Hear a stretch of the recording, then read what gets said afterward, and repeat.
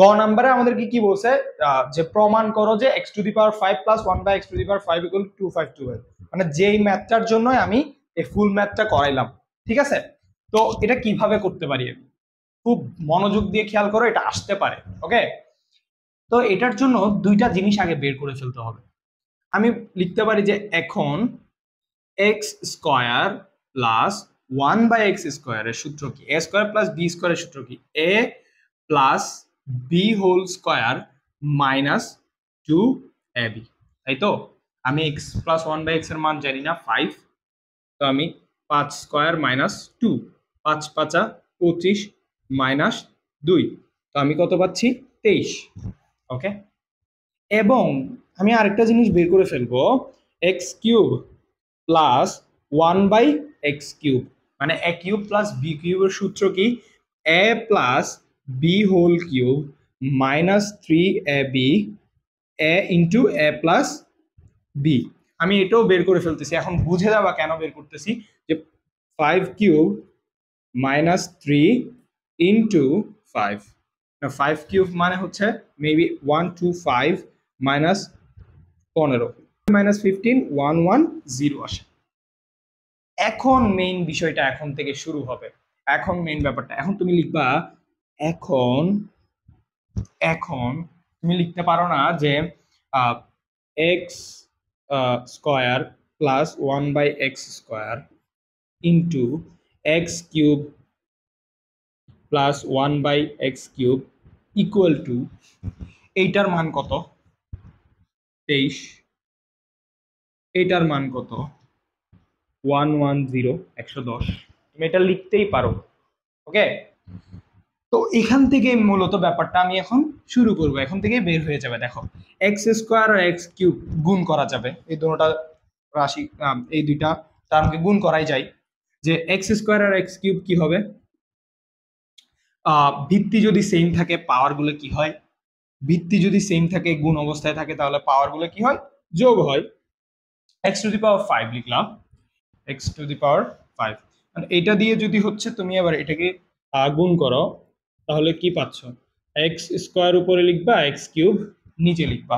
এবার এটাকে দিয়ে যদি এটাকে করো গুণ, তা এক্স কিউব হবে এক্স স্কোয়ার হবে, প্লাস তোমার কি হবে 1 হবে, এক্স কিউব হবে এক্স স্কোয়ার হবে। ওকে,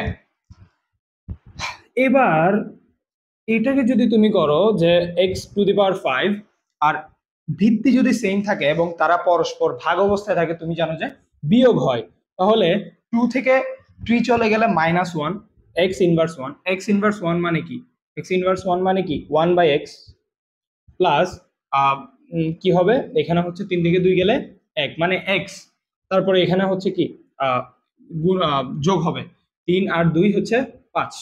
এই যে আমরা ফরম্যাটটা দেখছো চলে আসতেছে অটোমেটিক, আমাদের ফরম্যাটটা কি চলে আসতেছে, 23 ইন্টু 110 কত হয়, 23 ইন্টু 110 আমাদের হয় 2530, 2530, 2530 আমি এদিকে লিখে দিতেই থাকবো।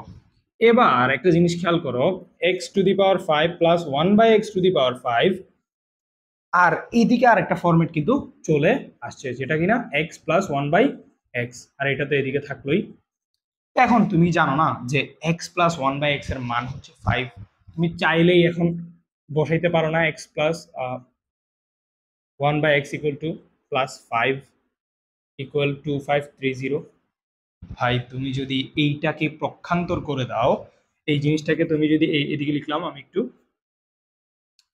এই জিনিসটাকে যদি তুমি জাস্ট কি করে দাও, 5টাকে যদি পক্ষান্তর করে দাও মাইনাস, তো এখানে কত হয়, আনসারটা কত আসে 25, আমাদের আনসার আসে 2525।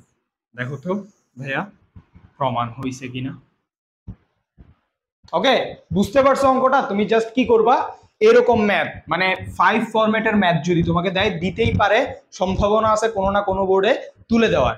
এখন তোমরা কি করবা, ফার্স্টে এক্স স্কোয়ারের ফরম্যাটটা বের করবা, এক্স কিউবের ফরম্যাটটা বের করবা, অবশ্যই সেটা প্লাস।